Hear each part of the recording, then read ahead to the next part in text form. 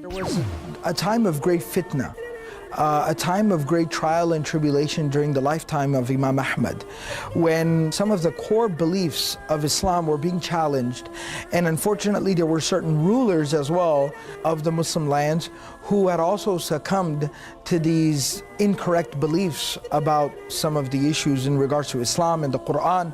And what they decided to do was they decided to enforce their incorrect beliefs upon everyone else. So the scholars lined up to debate them, to challenge them, to state how these beliefs were incorrect. And they began to eventually imprison and even torture and kill some of these scholars who would oppose them. And they literally went through all the scholars till the last one left standing was none other than Imam Ahmad ibn Hanbal rahimahullah ta'ala, who was a great defender of the proper beliefs of Islam. So the king, the ruler, had called Imam Ahmad a couple of times, tried to convince him. Imam Ahmad had debated the people, the scholars or the intellectuals who were on the side of these incorrect beliefs, and he had defeated all of them in their debates. He had presented counter evidences and made them speechless. They had no response to him. So finally the ruler one day got fed up with this, he got tired with this, and he said, I am the king, I'm the ruler. I'm not going to take some nonsense from some imam or some sheikh. I'm not going to have him tell me what's right and what's wrong. I'm the ruler, I'm the king, I'm right. So he sends his soldiers over to Imam Ahmad's house. And he says, I want you to chain him up, tie him up like a prisoner. You know, like maximum security style. I want you to chain him up like a criminal. And I want you to walk him through, don't bring him from a side route, walk him through the center of the town, through the town square, through the marketplace, so everyone can see him humiliated. And then I want you to bring him here, and then we will lash him, and we will torture him, and we will punish him until he does not concede. So Imam Ahmad ibn Hanbal is now chained, and he's being brought through the town, and everyone's gathered around, everyone's watching, everyone's looking, everyone's gawking, you know, shocked and surprised at what's happening. And Imam Ahmad rahimahullah says, I started to think to myself, Ahmad, what are you doing to yourself? What are you doing to yourself? You're humiliating yourself. You're embarrassing yourself. Allah and His Messenger sallallahu alaihi wasallam have given you an out. You can say whatever this oppressive tyrant, ruler, whatever he wants to hear, you can tell him whatever he wants to hear. As long as you believe the truth in your heart, you're good, you're fine, you're okay. But why are you doing this to yourself? Why are you humiliating yourself? Do you really want to leave this as your legacy? Humiliation, torture? And then he says, as I was thinking this to myself, I felt somebody tugging on my clothes, like my shirt, from behind me. And he said, I turned around, and it was a young man.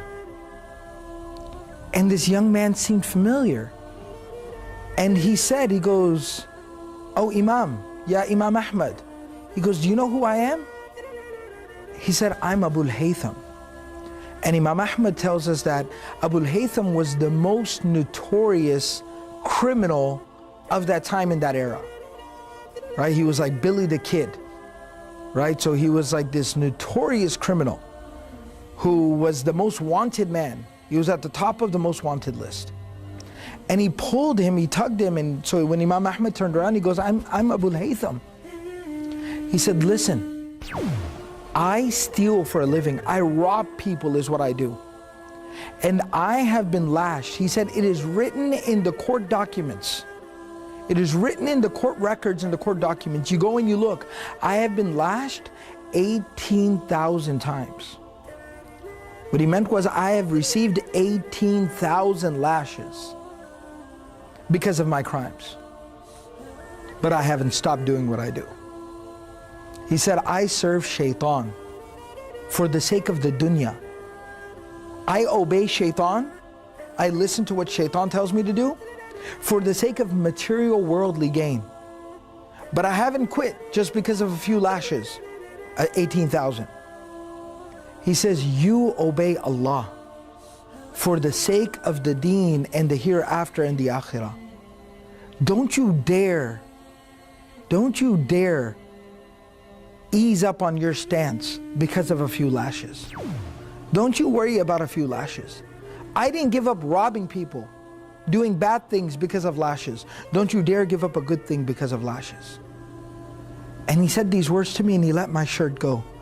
And the soldiers dragged me on. And that was the last time I ever saw him. But Imam Ahmad said, when he said those words to me, it lit a fire inside of me. And I said, I don't care what they're going to do to me, but I'm going to stand firm. And that's exactly what Imam Ahmad did.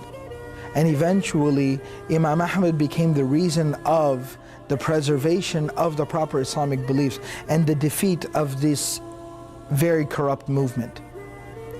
And that's why Imam Ahmad, for the rest of his life, wherever he would sit, whenever he would pray, before he would go to sleep, he would make dua to Allah for Abu al-Haytham. Rahimallahu Abu al-Haytham. May Allah have mercy on Abu al-Haytham. May Allah forgive the sins of Abu al-Haytham. The moral of the story is, never underestimate anyone. Everyone's got something to offer. Everyone's got a potential. Everyone's got untapped, limitless potential. It's just a matter of realizing that ourselves and then trying to bring something productive to the table. So don't underestimate yourself first and foremost. Secondly, never underestimate anyone, because you don't know what they're capable of. You don't know what good deed they've done.